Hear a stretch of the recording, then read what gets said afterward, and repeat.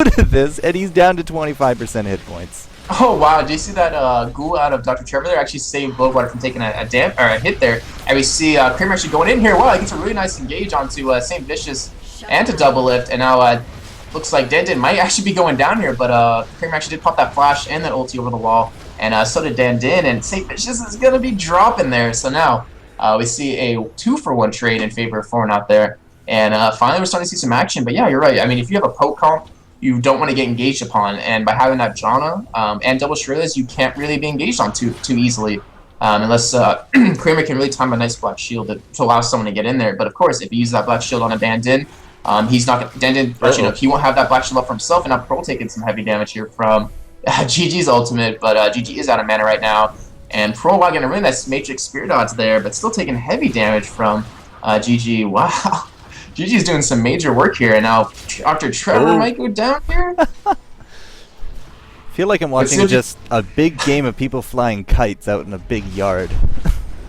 That's all I feel at this point. Just like, hey, look at me! And then you chase after them, and people from miles away just destroy them. Oh wow, and now actually Hacha getting engaged upon does pop his flash, but he will be going down here to that Parole auto attack. I thought Denden actually might have stole that.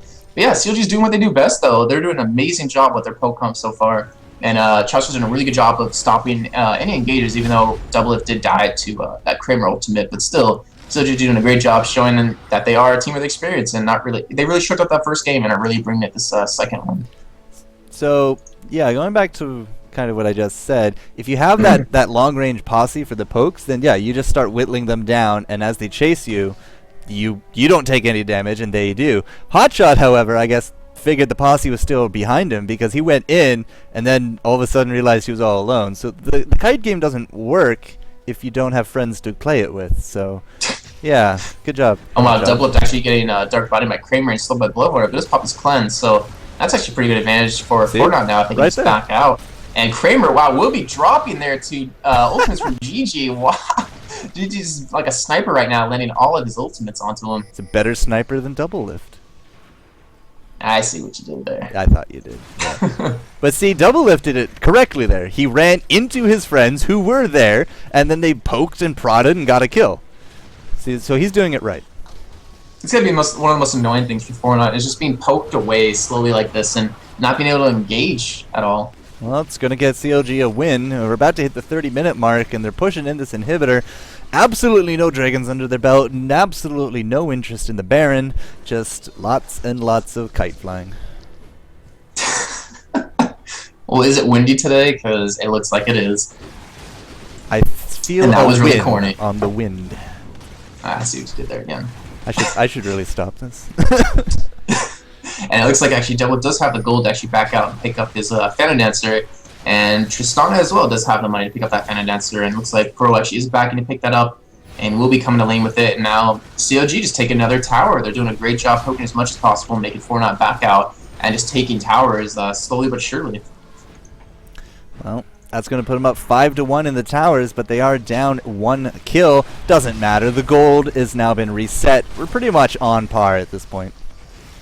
And there it is right there. You see Dana popping Shirley's trying to get in, but Double Lift with a really nice 90 caliber that slows him down, and as well St. Fish pops his Shirley's as well to kind of disengage, and that was kind of like their hard engage unless Dan didn't kind of flash in and get his ultimate off. Great spear from Hotshot right there, just right into her face. It was awesome.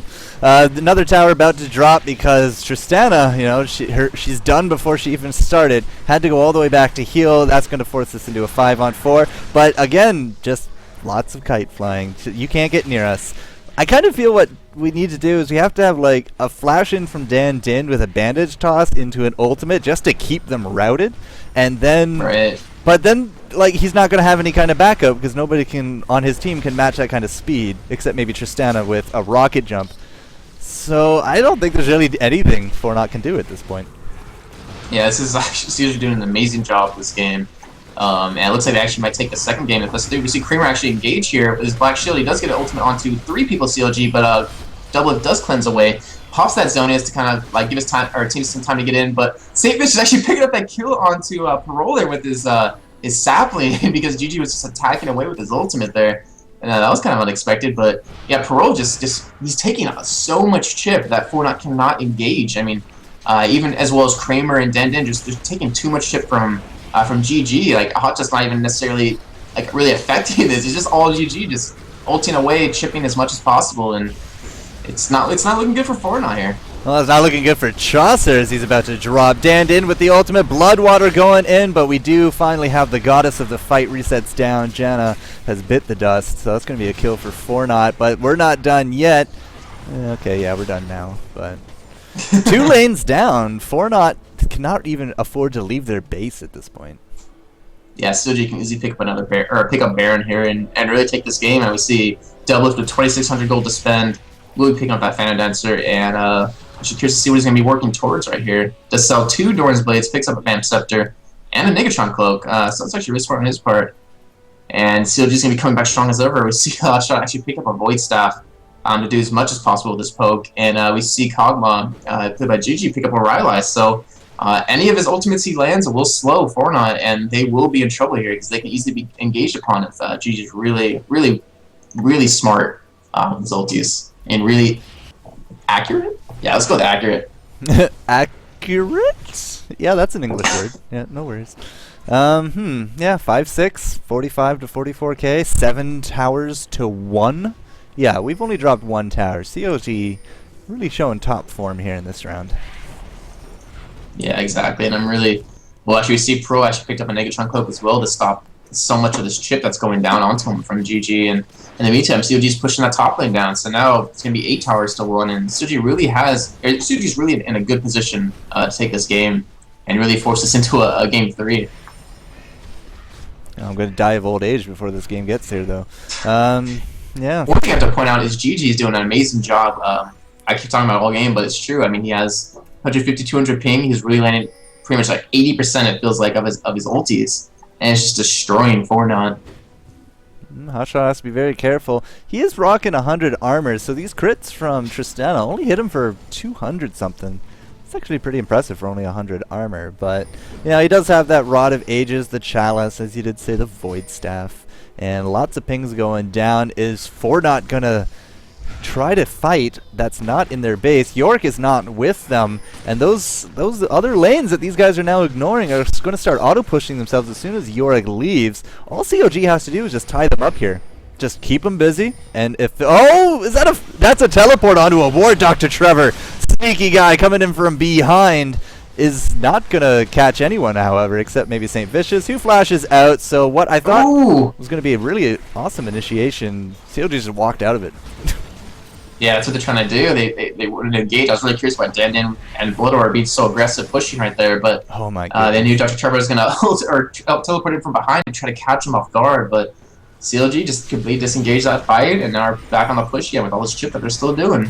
Oh, the mid inhibitor came up, but there's 2 gigantic Mauler hand things just laying into it. So you can see Parole now splitting off to try to deal with it, but CLG is going to take this opportunity to take down yet another tower. Possibly even another inhibitor. Morgana's still healing up back in the fountain. Can they get this before they have to back off? I mean, I don't think they actually blew anything in that last engage. Right, Savish did actually blow a flash, and Pro actually, Rocket jumped in, trying to slow someone with that red buff. He's going for double to kind of keep him slowed, and Chaucer really nice ultimate, but Pro does dodge it somehow. Just staying just out of range of it, and there's no disengage from CLG. They're doing an extremely good job with this poke comp. And, I mean, Kramer healed up and just got back to lane and was dropped down to a 3rd health again. Now this is the problem with having 2 lanes down. If you ignore them, your towers and Nexus are going to die, and there's nothing you can do about it. So that's the 3rd inhib down for CLG, up only 1,000 gold. 11 kills in 36 minutes, ladies and gentlemen. We have ourselves a very, very, very long game series. Long game series, but I'm enjoying it. I don't know about you. I'm really enjoying the poke that we're seeing out of CLG, doing a really good job. Really great job. So again, no interest in Dragons, no interest in Baron, just consistent poke pressure, consistent lane pressure, and it's worked out beautifully because every time Fortnite tries to jump in, Chaucer blows an ultimate or a Shurelya's, and no fight. Yeah, they do have 2 Shurelya's, and we actually see Hibris coming up really soon here for Fortnite. and they have to defend this. If they lose this inhibitor, there's no way they're going to be able to do anything. And we see Dan and Pop Australia trying to banish toss in, but he does not land it, and now he's just being shipped away again by CLG, so they're going to have to back out, and they really can't afford to let this inhibitor go down. If they do, this game is pretty much over. I mean, it's not looking good for them right now, but if they lose that inhibitor again, it's not going to be any better. Because if they're all here, the other 2 lanes are going to push into the Nexus, which means they have to split to the Nexus, which means they're going to lose the 5-man pressure. So, like, it's a really cheesy kind of formula of never directly engage and just keep poking, but CLG is going to take it for their win. I do not see Fortnite coming out of this at this point. I'm careful to never say stuff like that. I never try to count teams out, but you're definitely right. This is not good for Fortnite. Like, I agree. Like, you should never count a team out, but you're 9 towers to 1, and they haven't left their base except for 1 or 2 team fights that just haven't happened. So, look at the map. Here's CLG. They have no wards. Here's Fortnite, who has 1 ward, and that's by their base. Oh, there it is. Dandon actually popping Australia's flashing and getting the ulti off, and we see Kramer popping in with the ulti as well, and he does have a back shield up, so he will not be caught, and he's going straight for a big fat LP there as Parole jumps over that wall and does finish up that kill as Bloodwater does pop his ulti, but he does go down. We see Dr. Trevor actually did ult him as well, and Parole, wow, just doing work right now, except killing St. Vicious, and it looks like they're actually going to back out a little bit as Bloodwater all by himself, as it goes, chasing Chowster away. That was actually a really good engage by Dandon there, but the thing is, his ulti's down now, his flash is down now, and they can't engage like that again for a really long time. I bet you the game will be over before that cooldown comes up, because we still have 3 CLG smashing into this tower. I mean, Dr. Trevor and Dandon are good at, well, that could be a very bad decision, Dandon, but no, he's okay. Double lift, however, might not make it so. Okay, that was cool. But again, we're all down in this bottom lane. They have to keep going to this top. We've almost lost that top Nexus tower. It's at 200 hit points. Like, this is the formula, and it's working wonderfully.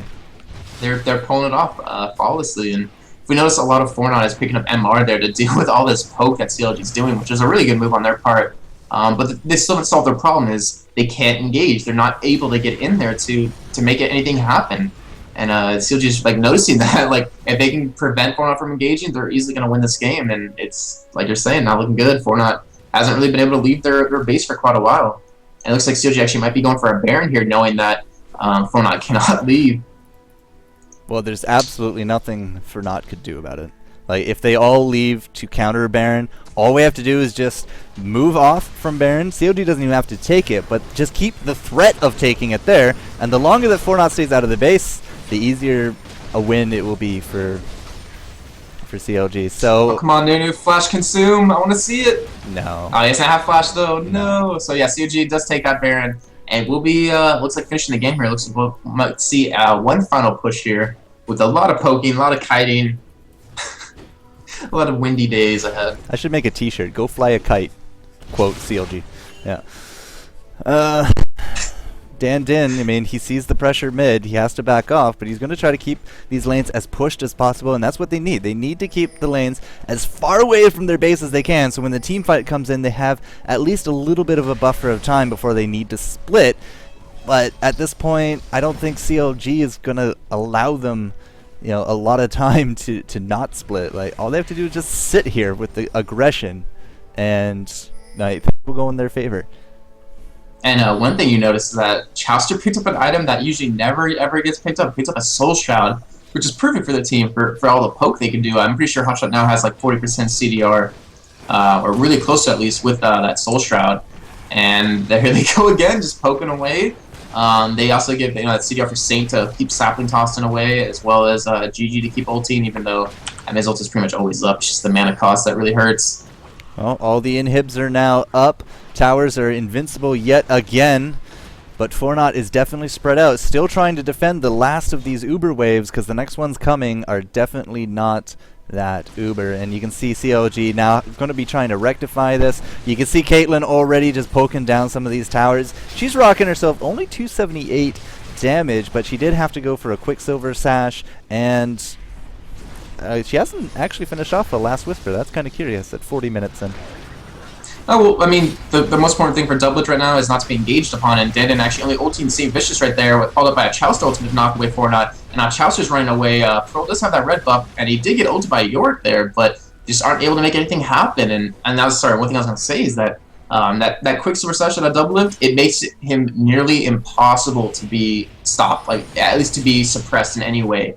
Fortnite cannot get to him with that and his cleanse up. So he's in a really good position right now. All he has to do is just attack away, stay as far away as possible, and Fortnite will never ever get to him if CLG plays this right. Well, now with that ultimate down from Danton, it's definitely become a lot harder to get up and personal with CLG. And just look at the godly poke coming out. Kog'Maw just artillery cannon to the extreme. We have all these spears from Hotshot typically landing. And there we go. Again, Parolo taking one to the face, but a Banshee's to save him a little bit of damage. That inhibitor's still not looking so healthy there. But I love you. Yeah, so there was 700 health, and it looks like CLG actually might be going for it here. Engaging a little bit onto Fortnite, and we see Shreyas pops out of Fortnite, is ending extremely low and has to back off. There's like nothing they can do, and Hotshot with all these spears did an amazing job with all that ping to land almost every single one so far, or at least right now, recently. And the same with GG, he's doing so much poke. This is like the longest game ever with like the least amount of action, but it's just like all poke. Well, guys, I'm going to go over to the gaming.stack exchange and ask, when we have a poke team versus a turtle team, how much longer do we have to wait? And, okay, I'm not actually going to do that, but one of our sponsors, gaming.stack exchange, you can ask those kind of questions. Yep. And, sorry, I was just actually looking at CS now. We see Pro with 387 CS to double his 338, so we're seeing him take it, really control the CSL right now. But the thing is, I mean, he can't get in there to do any damage. He has, because Pro is so strong right now. Look at his gear. He has a Last Whisper, has an IE, has a Fan Answer, even has a Banshee's Veil to protect him. But he just isn't able to get in there. And we see Hotshot actually overextended here, and Pro trying to slow him down with his rocket jump. But Hotshot does get away with that flash. And now Dr. Trevor is actually teleporting down to bot lane here. Could be good. Double lift in here, but he's going to flash the wrong way. What? Oh, if CLG throws this, I swear to something. Whatever deity that you guys all worship. Hotshot is split pushing and losing. We've now lost Double Lift, who flashed the wrong way. I think he did that actually to save GG. I think he knew he was dead, and he really wanted to make sure that he keeps as many people alive as he can. Yeah, but check out Chaucer. Yeah, Chaucer gets trying to ward to protect him, but he does get chased away by that York there, and he'll be forced to back out. But I mean, St. just goes down to Kramer right there, but I really don't think CLG's out of this in any way, shape, or form. Fortnite has one tower to their 9, and they really need to get some towers down, and they aren't able to actually get any inhibitors anytime soon. And we see Pro actually taking his top tower down. So second tower of the game for Fortnite, 45 minutes in. I believe the first one was around 12 minutes, 12-15 minutes, something like that. Oh my goodness! If Fortnite brings a win out of this, I give up. I don't know what else to do. Hotshot running for dear life against this Tristana. We're now having Fortnite push straight down the middle. They're going to take themselves a third tower. All inhibs are up. They are definitely breathing a sigh of relief, and they've, for the first time it feels like, actually left this side of the river. And they're kind of just exploring brand new territory that they haven't seen in ages. 10 to 6. They have 4K They're doing gold. a really good job of holding them in their own base. And I mean, they do have 3 open inhibitors, so Hotshot could easily backdoor any of those right now. But Fortnite just backing out again. Does have a ward towards Baron. They can't really see it, but they will see when CLG engages it, unless Chester does clear it with his Oracle. But yeah, that was a well played. I mean, Pro kept pushing that top line down. He knows that Hotshot cannot go one-on-one against him, and he just wanted to make sure you get a couple towers. And they got 2 middle, they got 1 top. They got 3 towers compared to their 1 in the first 15 minutes, and then in the last like 30, they've gotten 3. So Fortnite, I mean, definitely not giving up, which they shouldn't. And they're doing a really good job of not really letting this poke get to them. I mean, if I was on their team, I would have just given up by now with how much harass and how much CLG is doing. But Pro team not giving up, and he's going to keep going here. Well, keep protecting these inhibitors. They're definitely showing their caliber at this rate, but I don't think anybody can go one-on-one against Parole. I mean, 309 damage. He's critting for what, 600-700 at this point. Has himself 46% armor penetration, and he's clocking in over 420 creeps. It's very, very rare we see anybody hit above 300 creeps, let alone 400 creeps. But he's been having the time of his life, man. Like, he's a farming machine. Unfortunately, they're out of position. This Baron will go to CLG. Yeah, it looks like Fortnite doesn't have enough wards down in their jungle, which I mean is understandable because Chowster's rocking that Oracle is clearing out as many as possible, but they really don't know where CLG is, so they're really trying to protect those inhibitors, don't let anything get backdoored. And unfortunately, they will lose the Baron for that, but hopefully, I mean, I still think they are completely stronger in a team fight. It's just the poke. If they can dodge the poke and then get a really solid engage onto them, I still think they can beat CLG on a head-on fight. You think it's come to that point, huh? That Fortnite can take these guys in a clash of a 5v5? Oh, in a head-on fight, it will easily go in favor of Fortnite, but it's all about how well CLG can disengage and avoid that, and that's all they really have to do to win this game. Well, 10-6. 47, about to hit 48 minutes in. We got 66,000 gold clocked onto the board. Let's see who the richest summoner in the game is. It is Tristana, unsurprisingly. 450 creeps, 4 kills and an assist. She's rocking 17,000 under her name. So, you know, she's a very rich little Yordle, and we're back to the same old routine. Counter Logic's at the gates, and they're going to be trying to knock it down for one last hurrah. 48 minutes in, man. Like, I think the longest game I've ever done was the Heroes of Newerth game for 97 minutes. I don't think we're going to get to that, but it's kind of feeling like that. Yeah. It's just because we can't see any engages. It's just all poke right now, and here we go. We see Dandan actually flashing in the ulti on the big LP, who does cleanse it away, and he's trying to slow him as much as possible. Pops that random, it's kind of trying to keep him slowed, and now we see St. Vicious actually popping that flash, and Dandan extremely low. Pearl's going to be going in against St. Vicious, and going... You might actually sorry, that's his ghost. Wow, Double actually picks up the kill on Kramer with his ultimate. No one was blocking for him there, unfortunately, and now Fortnite has to back out, losing one member. It looks like they will lose all 3 inhibitors as well, and it looks like CLG will be taking this game right here. And my cred as a commentator will go unnoticed as St. Vicious, you know, has those Christmas tree ultimate up. There goes the ult from Bloodwater, but it's not going to matter. He drops to Caitlyn, and that is an inhib. We got 2 kills on the board. We still got Parole trying to do a valiant defense and trying to stay as far away from St. Vicious as possible. It doesn't matter. Saint comes in, has to tank the tower, and Parole! Wow, that was a really cool rocket jump, but it's not going to matter. That's going to be an ace. I think the first ace of the game. Good game, well played. We're going to go to a game number 3 as the CLG Korean very influenced team at this point are going to be trying to get into those finals. Yeah, I'm like, I don't even know what to say anymore. I think we said everything that could possibly be said in ever in this game. You can find us on Twitter, yeah, @4GoreJester, ILY. And other than that, yeah, I'm sure the chat has lots to say, so maybe we can go over to the chat and see what they say. But game number 3, we're going to have to jump on over to that here, ladies and gentlemen. Don't get me wrong, I'm not mad about this whatsoever. Oh no, I mean, come on, another game. That's another game we get to cast. It's a great thing. Another game I get to hang out with my good old buddy. I love you. 16,000, 17,000, a lot of gold for the names. Yeah, extreme amount of gold. And actually, I think this is the first time we actually cast together. I didn't even know who you were before today. I kid. Oh, that's kind of mean. I kid. I've been watching your stuff for like weeks now. But yeah, that's the first time together.